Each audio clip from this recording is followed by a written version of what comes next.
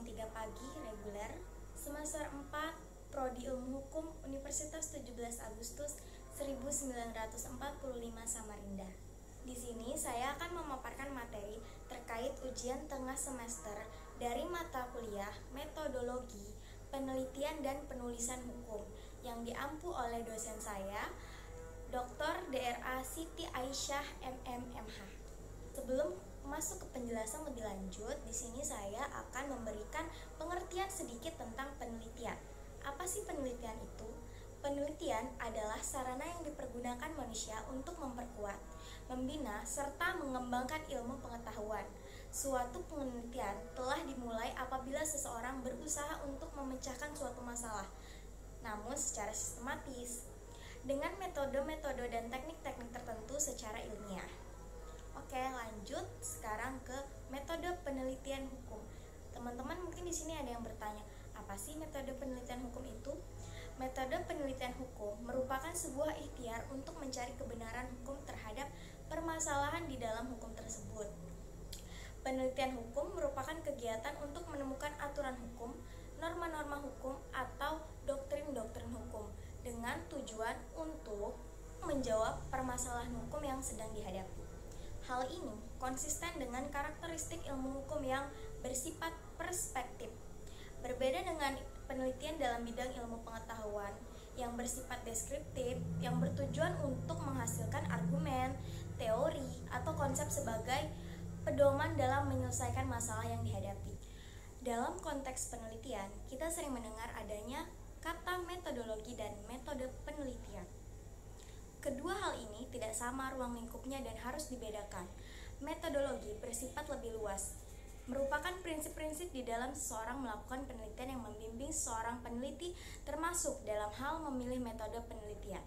Selain itu, juga berkontribusi dalam mengorganisasikan pengetahuan. Berikut ini saya jabarkan kegunaan metodologi penelitian. Yang pertama itu ada memberikan pedoman tentang bagaimana mempelajari, menganalisis, dan memahami sesuatu masalah yang dihadapinya. Yang kedua, meningkatkan kemampuan peneliti untuk mengadakan atau melaksanakan penelitian secara baik dan lengkap. Yang ketiga, menyediakan kemungkinan untuk meneliti hal-hal lain yang belum diketahui. Dan yang keempat, memberikan kemungkinan untuk melakukan penelitian.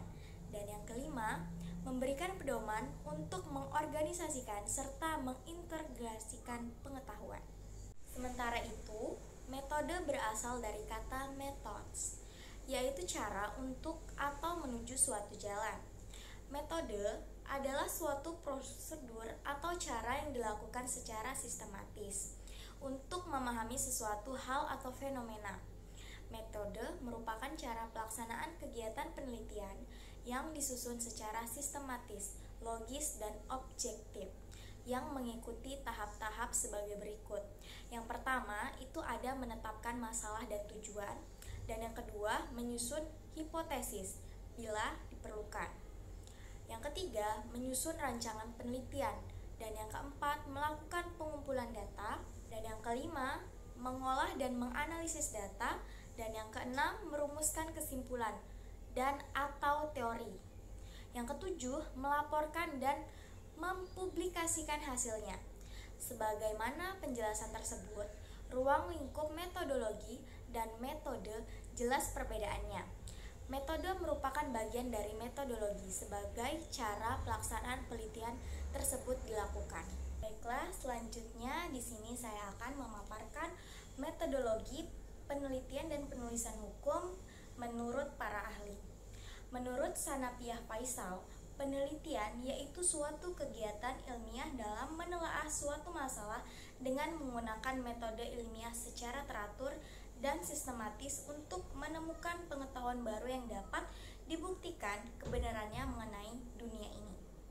Sedangkan menurut Donald Ari, penelitian merupakan penerapan dari pendekatan ilmiah pada suatu penelahan masalah dalam memperoleh informasi yang bermanfaat dan hasil yang dapat dipertanggungjawabkan.